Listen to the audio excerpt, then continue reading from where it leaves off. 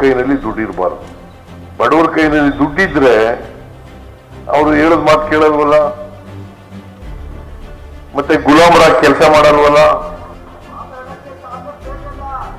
ತಾಕತ್ ಯಾಕಯ್ಯ, ಮಾತಾಡಕ್ಕೆ ತಾಕತ್ ಬೇಕಾ? ನಾನು ಶಿವಕುಮಾರ್ಗೆ ಇವೆಲ್ಲ ಅರ್ಥ ಆಗಿದೆ ಅಂತ ಅನ್ಕೊಂಡಿದ್ದೀನಿ ನಾನು. ಇಲ್ಲ ಶಿವಕುಮಾರ್ ಎಲ್ಲ ಅದಕ್ಕೋಸ್ಕರ ಬಡವರ ಕೈನಲ್ಲಿ ದುಡ್ಡಿರಬಾರ್ದು. ಅನ್ನಭಾಗ್ಯ ಕಾರ್ಯಕ್ರಮ ಯಾಕೆ ಮಾಡಿದೆ ಗೊತ್ತಾ? ಯಾಕೆ ಮಾಡಿದೆ? ನಮ್ಮ ಊರಿನಲ್ಲಿ ಒಂದು 20% ಜನರ ಹತ್ರ ತರಿ ಜಮೀನಿತ್ತು, ನೀರಾವರಿ ಜಮೀನು. 80% ಕುಷ್ಕಿ ಜಮೀನು. ನಾನು ಹುಡುಗನಾಗಿದ್ದಾಗ ಆಗ ಪಾಪ ಯಾರ ಮನೆಯಲ್ಲಿ ಕೂಲಿ ಮಾಡೋರು ಇರ್ತಾರೆ, ಜಮೀನು ಇಲ್ಲದಿರೋರು ಇರ್ತಾರೆ, ಅವರೆಲ್ಲ ಹೋಗಿ ಅನ್ನ ಮಾಡೋರ ಮನೆ ಹತ್ರ ಹೋಗಿ ನಿಂತ್ಕೊಳ್ಳೋರು. ಅವ್ರ ಮಕ್ಕಳಿಗೆ, ಸಣ್ಣ ಮಕ್ಕಳಿಗೆ ಜ್ವರ ಬಂದರೆ, ನೆಗಡಿ ಬಂದರೆ, ಬೇದಿ ಆದ್ರೆ ಹೋಗಿ ನಿಂತ್ಕೊಳ್ಳೋರು. ಒಂದು ತುತ್ತು ಅನ್ನಕ್ಕೋಸ್ಕರ ನಿಂತ್ಕೊಳ್ಳೋರು. ಒಂದು ತುತ್ತು ಅನ್ನಕ್ಕೆ. ನಾನು ಅಧಿಕಾರಕ್ಕೆ ಬಂದ ಮೇಲೆ, ಮುಖ್ಯಮಂತ್ರಿ ಆದ್ಮೇಲೆ ಅನ್ನಭಾಗ್ಯ ಕಾರ್ಯಕ್ರಮ ಮಾಡೋದು ಯಾಕಪ್ಪ ಅಂತಂದ್ರೆ, ಇನ್ನೊಬ್ರು ಮನೆ ಹತ್ರ ಹೋಗಿ ನಿಂತ್ಕೋಬಾರದು, ಒಂದು ತುತ್ತು ಅನ್ನಕ್ಕೋಸ್ಕರ ಕೈ ಒಡ್ಡಬಾರದು ಅನ್ನಕ್ಕೋಸ್ಕರವಾಗಿ ಅನ್ನಭಾಗ್ಯ ಕಾರ್ಯಕ್ರಮ ಮಾಡಿ. ಅದಕ್ಕೆ ಒಂದ್ಸಾರಿ ಇದ್ರ ಬಗ್ಗೆ ಚರ್ಚೆ ಆಯ್ತಾ ಇತ್ತು. ಅನ್ನಭಾಗ್ಯ ಕಾರ್ಯಕ್ರಮ ಮಾಡಿಬಿಟ್ಟು ಈ ಸೋಮಾರಿಗಳಾಗ್ಬಿಟ್ಟಿದ್ದಾರೆ, ನಮಗೆಲ್ಲ ಕೂಲಿಗೆ ಬರೋದಿಲ್ಲ ಜನ ಅಂತ ಎಲ್ಲ ಚರ್ಚೆ ಮಾಡ್ತಾ ಇದ್ರು. ಅವರು ಪಾಪ ಬೀದರ್ MLA ಸತ್ತೋಗ್ಬಿಟ್ಟಿದ್ದಾರೆ ಈಗ. ಅವರು ಒಂದ್ಸಾರಿ ಅಸೆಂಬ್ಲಿನಲ್ಲಿ ಚರ್ಚೆ, ನಾನು ಉತ್ತರ ಕೊಡುವಾಗ ಹೇಳಿದೆ, ನೋಡಪ್ಪ ಬಹಳ ದಿನ ಗೇದು ಬೆನ್ನೆಲ್ಲ ಬಗ್ಗೋಗ್ಬಿಟ್ಟದೆ.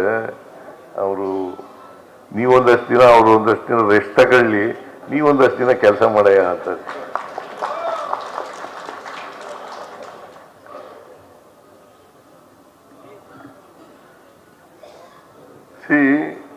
ಕಾಯಕ ಮತ್ತು ದಾಸೋಹ ಇದೆಯಲ್ಲ, ಇವರು ದೇಶಗೌ ಒಂದು ಪುಸ್ತಕ ಬರೆದಿದ್ದಾರೆ, ಕಾಯಕ ಮತ್ತು ದಾಸೋಹ. ಇದ್ರ ಬಗ್ಗೆ ಪ್ರೊಡಕ್ಷನ್ ಅಂಡ್ ಡಿಸ್ಟ್ರಿಬ್ಯೂಷನ್ ಅಂತ. ಓದಿದ್ದೀರ ಅದನ್ನ?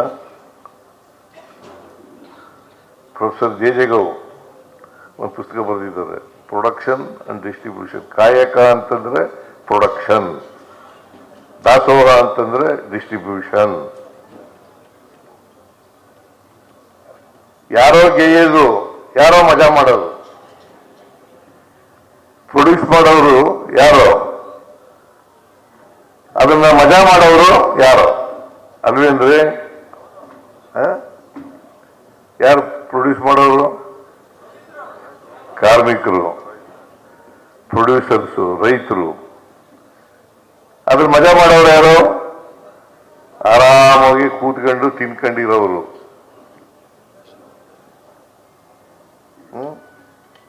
ಅದಕ್ಕೆ ಎಲ್ಲರೂ ಕೂಡ ಪ್ರೊಡಕ್ಟಿವ್ ಆಕ್ಟಿವಿಟೀಸ್ನಲ್ಲಿ ಭಾಗಿಯಾಗಬೇಕು, ಎಲ್ಲರೂ ಪ್ರೊಡ್ಯೂಸ್ ಮಾಡಬೇಕು, ಬಂದದನ್ನು ಹಂಚ್ಕೋಬೇಕು.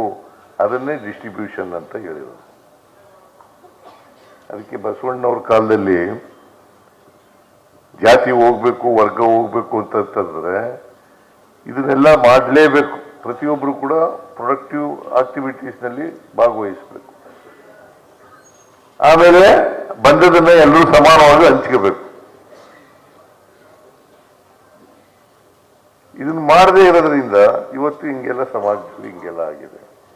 ಮತ್ತೆ ಅಸಮಾನತೆ ನಿರ್ಮಾಣ ಆಗಿರೋದು ಯಾಕೆ?